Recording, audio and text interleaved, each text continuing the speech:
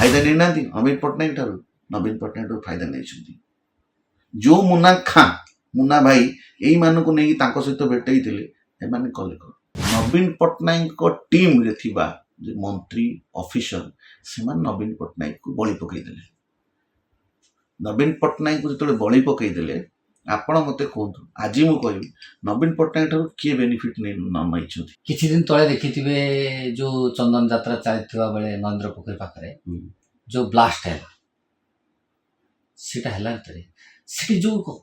थिले सौ सौ भक्त हजार हजार भक्त थिले जे जा मुहरे समस्त मुहरे कालिया कालिया डाक शुभुथला से तो हठात बाणटी फुटिला सेते बेले बंचा बंचार चित्कार शुणिला से कालिया को भूली जाए निजे बंचा चेष्टा करते कौन सरकार जानी एमती हम आदि से जो पुराना सरकार थिला जो 4200 कोटी टका खर्च कर प्रकल्पटी तैयारी करथिला जदि भल हॉस्पिटल टे करता केते भक्त बंची पारि थांते कालिया पाखरे शुणु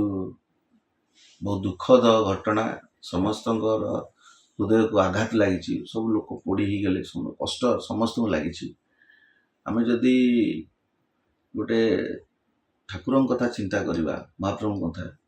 तेणु कालियार कौ लीला कहीं बुझीपारे कालिया कहीं कष्ट देले कहीं पीड़ा देले महाप्रभु पाखे क्षमा मागी से पुण्यात्मा जो मैंने चली जाइए शांति दिंतु परिवार को महाप्रभु चाहिए था जदि एडमिन उपर कथा कह प्रशासन उपर आपण कहले बीजेडी गवर्नमेंट नवीन सरकार नवीन पट्टनायक जिते इस्तीफा देले प्रति ओडिया जो माने से वीडियो देखी थे जिते नवीन पट्टनायक इस्तीफा दौले प्रति ओडिया को हृदय टिके कष्ट लगी मोर भी कष्ट लगी नवीन पट्टनायक भाया मुख्यमंत्री आपण भी देखी थे जिते बीजेपी शो है नवीन पट्टनायक आसते समस्त छिड़ा हो गले नवीन पट्टनायक को देखी बीजेडी लोक मैंने भोट दौले नवीन पट्टनायक को भल पाते किंतु नवीन पट्टनायक टीम रे थिबा जे मंत्री ऑफिसर से नवीन पट्टनायक को बलि पकईदे नवीन पट्टनायक को जो बलि पकईदे आपण मते कहतु आज मु कहबी नवीन पट्टनायक ठारू किए बेनिफिट नहीं किए बेनिफिट नहीं जो ओडिया एक्टर को लोक माने राजनीति फील्ड कौन जानी नथिले सिद्धार्थ महापात्र राजनीति फील्ड लोक जानी नथिले से नवीन पट्टनायक शंखरे नहीं आज एत बड़ राजनीति फील्ड ना कर सिद्धार्थ महापात्र सी आज जंपिंग कले बीजेपी जो अनुभव महांती किसी जान नथिले राजनीति फील्ड रे से नवीन पट्टनायक एत बड़ कले माने राजनीति फील्ड रे सी आज बीजेपी जो आकाश दास नायक आज पॉलिटिकल फील्ड रे अच्छी से नवीन पट्टनायक पाखु जाइए आज बीजेपी अच्छा फायदा नहीं ना अमित पट्टनायक ठारू नवीन पट्टनायक फायदा नहीं जो मुन्ना खां मुन्ना भाई यही मान को नहीं सहित भेटई कले Naveen Patnaik is very good person Naveen Patnaik भली माने कहीं आसबे सेमतिया मुख्यमंत्री किंतु नवीन पट्टनायक जो रहिले नवीन पट्टनायक जो मुंड पुरेले अन्य माने गले नवीन पट्टनायक को ब्लास्ट करदे जहाँफल लोक माने शिकार कले हूँ से जो जिनस बाण फुटा ये फुटिया ता दिहरे से ट्रेंड अच्छा लोक को बदनाम करा लोक जहाँफल कष्ट लगे आ मोहन सरकार जो आसवे मोहन सरकार को आम ऊपर जहाँ देखुचु मुख्यमंत्री जी बहुत शांत और सरल तांकर सबक भी भल अच्छी मोहन सरकार नवीन सरकार भली हेबे नहीं कि तांको मंत्रिमंडल रे ए सब जिनस हब नहीं कारण बीजेडी आज जदि बीजेडी तली तलांत होता है नवीन पट्टनायक ही न था बीजेडी तली तलांत होता है मंत्री ऑफिसर राज आ पांड्यान जो माने लोक अतिष्ठ हेले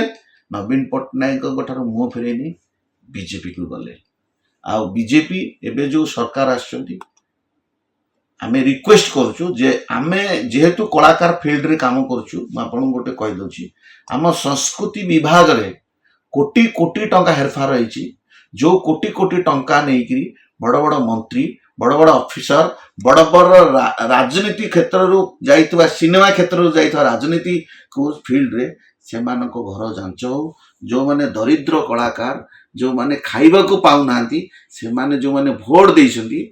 बीजेपी सरकार को वोट देइछंती ତାଙ୍କୁ ଆଗ ଦେଖିବା ଦରକାର। ବହୁତ କଳାକାର ଏଠି ଅତିଷ୍ଠ, ଆଉ ଯେଉଁ ସିନେମା ଫିଲ୍ଡରେ ଆଜି ଖୋଲି ନାହିଁ ତାର ମୁଦାଟା ଉଠିବା ଦରକାର, କେମିତି ବଞ୍ଚିବା ଦରକାର। ଆମରି ଲୋକ ବିଜେଡିରେ ଥିଲାବେଳେ କେବେ ବି ଉଠେଇ ନାହାନ୍ତି କଥା, ଯେ ନବୀନ ପଟ୍ଟନାୟକ ପାଖରେ କେବେ ବି ଉଠେଇ ନାହାନ୍ତି ସିନେମା କେମିତି ଚଳିବ, କେମିତି, ଖାଲି ମିଟିଂରେ ରହିଛି। ସେଇ ଲୋକ ଯେତେବେଳେ ବିଜେପିରେ ଆଜି ମିଶିଛନ୍ତି, ମୁଁ ଅନୁରୋଧ କରିବି ମୁଖ୍ୟମନ୍ତ୍ରୀ ମହୋଦୟଙ୍କୁ ପରଖି ଆମକୁ ଗୋଟେ ନ୍ୟାୟ ମିଳୁ, ଆମକୁ ବଞ୍ଚିବାର ଗୋଟେ ରାହାସ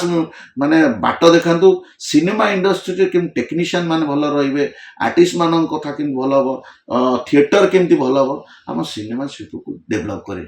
ଯାହା ସିନେମା ଶିଳ୍ପ ଭିତରେ ଆମେ ଥିଲୁ ବିଜେଡି ଗଭର୍ଣ୍ଣମେଣ୍ଟରେ, ଆମରି ଯେଉଁ ଭାଇମାନେ ଥିଲେ କିଛି କଲେନି। ଆପଣଙ୍କ ସହିତ ମିଶି ସେଠି ଆଜି ଏମଏଲଏ ହେଇଛନ୍ତି, ଏମପି ହେଇଛନ୍ତି, ଯାହା ବି ହେଇଛନ୍ତି, ଆମେ ଆପଣଙ୍କୁ ରିକ୍ୱେଷ୍ଟ କରୁଛୁ, ମୋହନ ସରକାରଙ୍କୁ ରିକ୍ୱେଷ୍ଟ କରୁଛୁ, ସିନେମା କଳାକାର ପ୍ରତି ଆପଣ ଟିକେ ଧ୍ୟାନ ଦିଅନ୍ତୁ, ଟେକ୍ନିସିଆନକୁ ଟିକେ ଧ୍ୟାନ ଦିଅନ୍ତୁ, ଆମ ଇଣ୍ଡଷ୍ଟ୍ରି ଟିକେ ଆଗକୁ ବଢ଼ାନ୍ତୁ। ଏତିକି ମୋର ଗୋଟେ ପ୍ରାର୍ଥନା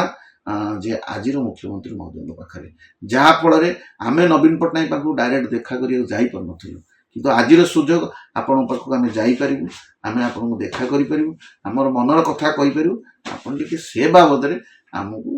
କଥା ଟିକେ ବୁଝନ୍ତୁ। ଏତିକି ହେଉଛି ମୋର ଅନୁରୋଧ ଭିଡ଼ିଓ ମାଧ୍ୟମରେ।